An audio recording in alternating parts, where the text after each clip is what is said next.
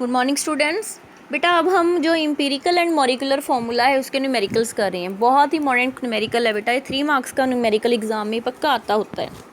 बहुत ही सिंपल भी है न्यूमेरिकल, बस एक स्टेप बाय स्टेप आपको पता होना चाहिए कि स्टेप कैसे होते हैं। जैसे हम फर्स्ट न्यूमेरिकल देखो क्या है, an organic salt gave the following percentage composition. एक ऑर्गेनिक सॉल्ट है, उस वो कौन कौन सी कंपोजिशन दे रहे हैं। सोडियम दे रहा है 29.11%, सल्फर दे रहा है 40.51%, ऑक्सीजन दे रहा है 30.38%।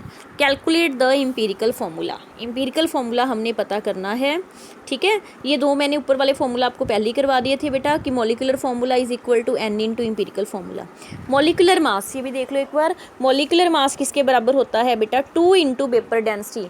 जब वेपर डेंसिटी को 2 से मल्टीप्लाई कर देते हैं तो क्या आ जाता है, मॉलिक्यूलर मास, ठीक है। तो अब हम इस वाले न्यूमेरिकल को स्टार्ट करें। इसमें क्या है, सोडियम, सल्फर और ऑक्सीजन दिया हुआ है हमें, ठीक है, तो उसको करके देख रहे हैं। हाँ जी बेटा, तो इसमें स्टेप बाय स्टेप चलते होते हैं, स्टेप बाय स्टेप चलेंगे हम। सबसे पहले आप इसको देखो अब ध्यान से। फर्स्ट आपने क्या करना होता है, ऐसे टेबल बना लेते हैं। सबसे पहले जो एलिमेंट्स दिए होते हैं उनके नेम लिखते हैं। सोडियम, सल्फर, ऑक्सीजन, 3 दिए, हर एक में ऐसी है, देखो जो भी एलिमेंट्स दिए उनका नाम, फर्स्ट स्टेप हर एक में। सेकंड स्टेप में आपने उन सबके सिंबल लिखने होते हैं। सोडियम का सिंबल एन, सल्फर का एस, ऑक्सीजन का ओ, क्लियर। थर्ड स्टेप में आपने लिखने होते हैं परसेंटेज ऑफ एलिमेंट, जो आपको परसेंटेज दी हुई है, क्लियर। यहाँ तक तो सारा हो गया। अब उसके बाद हमने क्या करना है, उसके एटॉमिक मास लिखने हैं सबके। सोडियम का एटॉमिक मास 23, सल्फर का 32 होता है, ऑक्सीजन का 16, तो ये लर्न होना चाहिए आपको। उसके बाद हमने फाइंड करना है रिलेटिव नंबर ऑफ एटम। ये ध्यान रखना, वो कैसे फाइंड करेंगे आप, जो परसेंटेज दी होती है उसको आप मास से डिवाइड कर दोगे, ठीक है। यहाँ तक तो आपने कुछ नहीं किया, जो चीज़ें दी हुई हैं जो पता है वही की है। नेक्स्ट आ रहा है आपने रिलेटिव नंबर ऑफ एटम या परसेंटेज। आप कैसे निकालोगे relative number of atom, percentage को एटॉमिक मास से डिवाइड कर दोगे। 29.11 को 23 से डिवाइड कर दिया, 40.51 को 32 से डिवाइड कर दिया, 30.38 को 16 से डिवाइड कर दिया, क्लियर। तो हमने क्या निकाले, रिलेटिव नंबर ऑफ एटम हमारे पास आ गए। ये स्टेप है, हर एक में ये स्टेप आएगा, क्लियर। उसके बाद आपने क्या करना है, अब सिंपलेस्ट होल नंबर रेशो, मतलब इन सब में से जो सबसे छोटी वैल्यू होएगी उसको बाकी सारी वैल्यू से डिवाइड कर देने।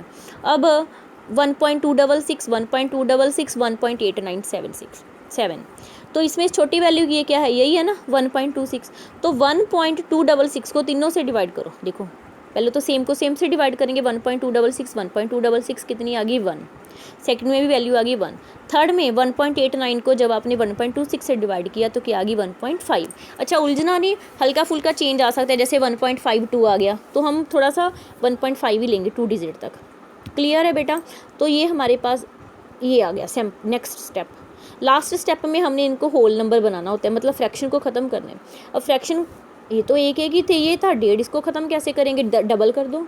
1.5 का डबल कितना आएगा 3। अब 1.5 का डबल तो कर दिया तो इनका भी तो करना पड़ेगा। 1 का डबल आ गया 2, 1 का डबल आ गया 2, तो ऐसे करके हमारे पास ये क्या हो गया, सिंपलेस्ट होल नंबर रेशो आ गई। बस सोडियम कितनी आई है 2, तो सोडियम के पैरों में लिख लिया 2, सल्फर कितनी है 2, तो सल्फर के पैरों में 2, ऑक्सीजन 3, तो ऑक्सीजन के पैरों में 3, और ये हमारे पास क्या आ जाता है, इम्पीरिकल फार्मूला।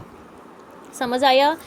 एक बार मैं फिर से बता रही हूँ, कुछ भी नहीं करना इनमें, जो आपको दिए हुए हैं बेटा, सबसे पहले एलिमेंट लिखनी है, उनके सिंबल लिखनी है, परसेंटेज लिखनी है, एटॉमिक मास लिखना है। फिर परसेंटेज को एटॉमिक मास से डिवाइड करके आपने सिंपल नंबर ऑफ एटम निकालनी है। फिर जो सबसे छोटी वैल्यू आएगी उसको सारी वैल्यू से डिवाइड कर देना है। डिवाइड करने के बाद इनको आपने सिंपल क्या कर दिया, होल नंबर में कन्वर्ट कर दिया। डबल करना पड़े चाहे ट्रिपल करना पड़े, हाफ नहीं करना, आगे ही बढ़ाने, मल्टीप्लाई करने, चाहे डबल चाहे ट्रिपल, वो अकॉर्डिंगली।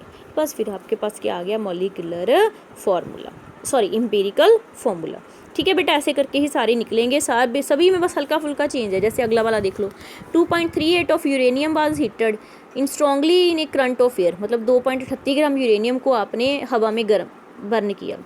रिजल्टिंग ऑक्साइड, अब यूरेनियम को ऑक्सीजन में आप बर्न करोगे तो यूरेनियम ऑक्साइड ही बनेगा। यूरेनियम ऑक्साइड का वेट इतना आ गया 2.806। इम्पीरिकल फार्मूला पता करना है। अब आपको परसेंटेज नहीं ना पता, यूरेनियम की परसेंटेज या उसकी परसेंटेज कैसे निकाल लेंगे। देखो अब इसमें क्या है, 2.806 क्या बना है हमारे पास बच्चे, ये यूरेनियम ऑक्साइड बना है। इसमें यूरेनियम कितना था, वो 2.38, ऐसी है ना। टोटल तो यूरेनियम ऑक्साइड बना है इतना, उसमें हमने यूरेनियम तो ऑक्सीजन तो हवा में, इसीलिए यूरेनियम तो हमने डाली है 2.38, तो इतने यूरेनियम ऑक्साइड में यूरेनियम इतनी है, परसेंटेज निकाल लो। परसेंटेज कैसे निकालते होते हैं, जितना है डिवाइडेड बाई में टोटल मल्टीप्लाई 100, ठीक है। 2.38 डिवाइडेड बाई में 2.8086, तो हमारे पास ये परसेंटेज कितनी किसकी आ गई, यूरेनियम की। अब कोई भी चीज़ है वो 100% ही होती है, यूरेनियम की परसेंटेज कितनी आ गई 80.4.82, तो बाकी की परसेंटेज कितनी आएगी, 100 में से माइनस कर दो, ये किसकी परसेंटेज आ गई, ऑक्सीजन की। बस फिर आगे सेम एज इट इज़ उसी फॉर्मूला से हमने इसको क्या किया है, सॉल्व। क्लियर, ऐसे ही सारे निकलेंगे। ये तो एम्पिरिकल फार्मूला है। मान लो मॉलिकुलर फार्मूला का आ जाता है, तो हमने किया ही था, मॉलिकुलर फार्मूला किसके बराबर होता था, n इंटू एम्पिरिकल फार्मूला, वो दी होएगी वैल्यू, मल्टीप्लाई करके आप निकाल लेना। ठीक है बेटा।